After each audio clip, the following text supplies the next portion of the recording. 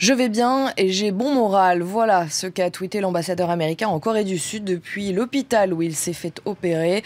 Mark Lippert a été attaqué ce matin à Séoul à coups de couteau par un militant nationaliste sud-coréen opposé à l'alliance militaire entre son pays et les États-Unis.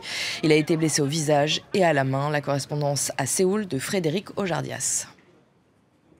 C'est un ultra-nationaliste de 55 ans appelé Kim Ki-jong et il appartient à cette frange nationaliste coréenne orientée à gauche, pro-réunification et qui font des États-Unis les premiers responsables de la division de leur pays. Selon les services de renseignement sud-coréens, l'homme aurait même manifesté des sympathies pro-Corée du Nord dans le passé. Il se serait rendu à 6 reprises à Pyongyang il y a 10 ans, mais pour cette attaque contre l'ambassadeur, il a probablement agi seul. Ce n'est pas son premier acte violent. En 2010, il avait attaqué l'ambassadeur japonais à Séoul avec une brique.